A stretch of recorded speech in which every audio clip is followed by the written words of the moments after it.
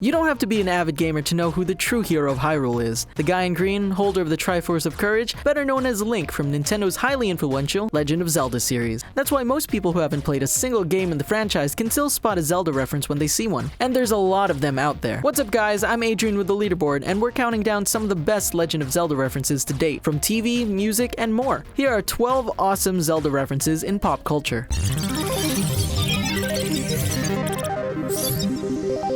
Number 12, South Park. It's no secret that South Park creators Matt Stone and Trey Parker are self-proclaimed Zelda fans. They even list the titular title as one of the key inspirations behind their own game, The Stick of Truth. That being said, it's really no surprise to learn that the Hero of Time himself has cameoed on the hit television series. That's right, Link makes an appearance in the Season 11 3-part episode Imagination Land Part 2. He's seen running away after the wall between imagination and reality is blown to pieces. Although his appearance here is fleeting, this isn't the only reference to the Legend of Zelda throughout the series. Most recently, the Season 20 finale featured a sneaky shout-out to the latest Zelda game, Breath of the Wild. You'll notice when Sheila searches Ike's internet history on the new Troll Trace website, the game title is the first result listed under Wednesday, December 7th, 2016. I wonder how true to life that search history is for Matt and Trey, but honestly, I'd be scared to look at their search history. Number 11, the Powerpuff Girls. Who could forget the adorable, bug-eyed 90s superhero trio, the Powerpuff Girls? In this classic series, the mayor of Townsville can act more childish than the city's kindergarten crime fighters, and to really drive this point home, he's usually goofing off on the job. In the Season 3 episode Child Fearing, the mayor is seen in his office playing what resembles an N64 gaming console. And the game? Ocarina of Time, of course. Well, it's a safe assumption anyways, considering that Ocarina of Time had just come out a year or two before the episode premiered in 2000, which means production of the episode must have followed shortly after the release of the game in 1998. To back up this assumption, Craig McCracken once said that during the beginning of Powerpuff Girls production, he and his writer would get distracted by the game. So with that in mind, the game in the scene is hard to deny. He's playing a blonde elf wearing a green hat and tunic with a sword, and a little glowing fairy by his side. Even the layout on the screen mimics the Ocarina of Time layout with the hearts displayed and the A and C buttons on the screen. Not to mention, during the scene, the mayor accidentally kills his own fairy and then yells at the fairy out of frustration, which is hilarious because most Zelda fans would agree that Navi was a huge annoyance in the Ocarina of Time. We get it, Navi. Hey, look, listen, and shut up. Please. Number 10, Skyrim. The Elder Scrolls games are pretty notorious for their hidden Easter eggs throughout the series. Skyrim alone has enough references to make any gamer or fantasy nerd tremble with excitement. We're talking references to King Arthur, Sleepy Hollow, Lord of the Rings, Minecraft, and yes, even The Legend of Zelda. In fact, there's possibly 2 references to Zelda. However, one is a lot more subtle and the other is debated, so we'll start with the one we know for sure is a reference. During the very first quest, while accompanying Farkas to meet the companions, we see Farkas transform into a werewolf, at which point he utters the phrase, "It's a secret to everybody." Only die-hard fans will get the reference here, but that's actually a direct quote from the very first Zelda game on the NES that was said by a hidden cave-dwelling moblin. The second reference has to do with a certain dead elf in a mammoth pit north of Whiterun. If you know the character, you know the clothing bears a striking resemblance to what Link wears, a green tunic, tights, and boots with a green hood. Of course, fans are torn whether or not this is a genuine reference, or just a happy coincidence because it's not the exact replication of the character. Regardless, E3 did announce that the newest version of the game that's being released for Nintendo Switch will allow you to unlock Link's outfit from Breath of the Wild, and that is an undisputable second reference in the making. Number 9, Rick and Morty. Let's face it, the show Rick and Morty is rooted in parody. You know it, I know it, co-creators Justin Roiland and Dan Harmon know it, pop culture references and self-aware humor is kind of their thing. So why wouldn't they reference one of the most fantastical game stories of the 1980s? And that's what they did in the hilarious cutaway in the Season 2 episode, Total Recall. If you haven't seen the episode, here's the play-by-play. An alien parasite capable of manipulating the human memory is loose within the Smith household. Tons of zany characters are invading the minds of the entire family and implanting false memories, including Rick. When an alien disguised as an old friend named Pencilvester, yes, it's a talking pencil, tells Rick that he has a tendency to overreact, we're graced with a glorious cutaway that doubles as a promo for Nintendo. In the flashback, Rick schemes to buy and sell a bunch of Nintendo 3DS systems at a markup price. Of course, they weren't just any 3DS systems, they were the limited edition Legend of Zelda 3DS systems, making the deal that much sweeter. Number 8, Gravity Falls. Alex Hirsch did one heck of a favor for kids of all ages when he created Gravity Falls for the Disney XD network. The show has nostalgic themes, mostly derived from Alex's own childhood memories. As usual, with nostalgic themes comes references from said era, like, oh, I don't know, The Legend of Zelda? Yep, there's a genuine Navi Easter egg in the Dungeons, and More Dungeons episode of Season 2 when Grunkle Stan, Mabel, and Grenda are walking through the woods to rescue Great Uncle Ford and Dipper from a real game of Dungeons and Dragons. During their quest, Stan squishes a fairy on his back, claiming the fairy bites are getting more frequent, at which point a half-squished fairy is revealed revealed. She manages to mutter, "Hey look, listen," before our characters stumble upon their destination. Hey, maybe Alex hated Navi too. Number 7. The Amazing World of Gumball. Gumball is a show heavily riddled with pop culture references, so you better believe that there's more than just one Zelda reference. Let's start with the Season 5 Halloween special, The Scam, or Season 4 for countries outside of America. In the beginning of this episode, you may notice, while Gumball's telling his scary story to the class, the ice cream girl, named Sarah Gelato for those of you keeping track, is wearing a clever Majora's Mask costume. See, she's not wearing an actual Majora's Mask, or any other mask for that matter. Instead, she went the much more terrifying route of painting her face to resemble the angry Majora's moon that comes crashing down on the country of Termina. Best costume ever. She honestly deserves a prize. The next reference is a subtle Easter egg, and it happens so quick that the unsuspecting ear could miss it. In the episode Little Squirrel, Gumball whistles the beginning of Zelda's lullaby to put a squirrel to sleep.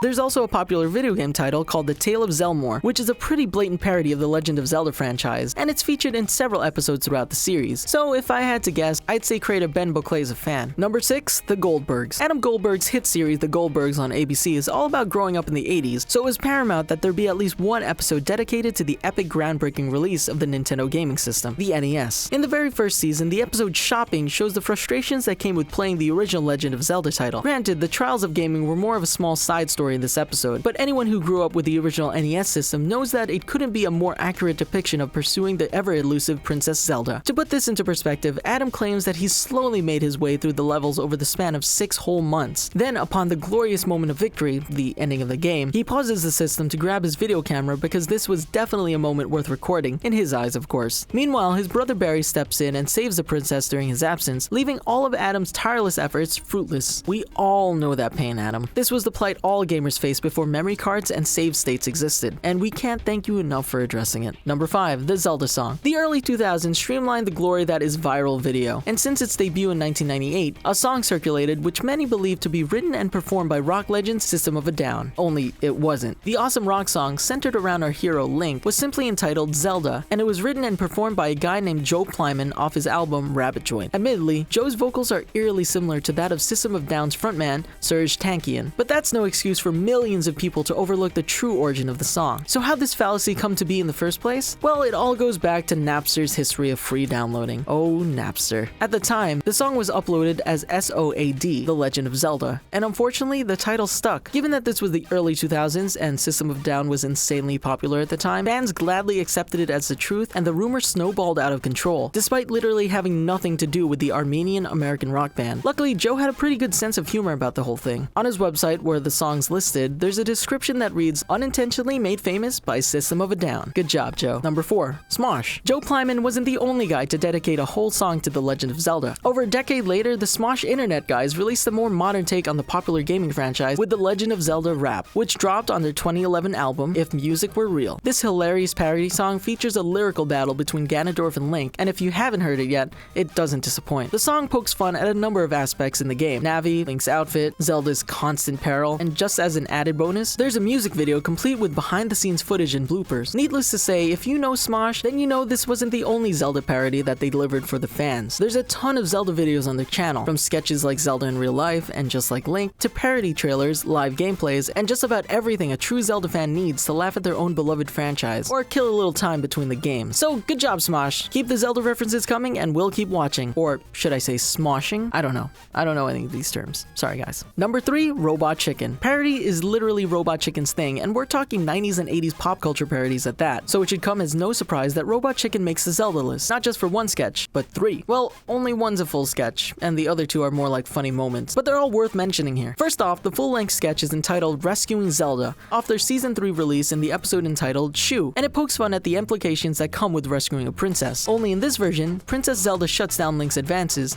gives him 8 rupees, and hops out the window, leaving the hero behind. Ouch. Harsh reality there. The next Zelda moment was featured on Season 8's Fridge Smell episode, and it's called Link and the Wind Waker, because in the scene, Princess Zelda farts so loudly in bed that it wakes Link. I'm honestly still laughing at that on the inside. Bravo, guys. Then from the very same season comes another epic Zelda moment called Zelda's Hooks, in which Link struggles to remove Zelda's bra, but when he finally does, the revealed secret tune plays. Now that's a classic. Number 2, Drawn Together. It was the most blatant, recurring in-your-face Zelda parody on television, and yet many people forget it happened. That might be because, much like the other parodies appearances on this show, this character eventually evolved to take on a life of its own. Of course, we're talking about Xander P. Wifflebottom from Comedy Central's animated series Drawn Together. Remember in the very first episode when Xander proudly proclaims, "I'm on a never-ending quest to save my girlfriend"? Well, that pretty much says it all. Xander's an amalgam of anime-inspired video game heroes, but the overall parody here is Link. And it goes without saying because, well, look at him. Much like the Hylian hero himself, Xander's quest to save his accident-prone girlfriend truly was never ending. Or it was until they broke up in one of the episodes. On a side note, this episode also marked his girlfriend's first appearance on the show, and she was revealed to be a spot-on parody of Princess Zelda from the gaming franchise. Even more so than Xander resembles Link, minus the revealing outfit. Seriously, dude? Put some clothes on. Number 1, Zelda Williams. And this has to be my favorite. We know what you're thinking. Celebrities name their kids crazy stuff all the time, so does this really count as a reference to the game? Well,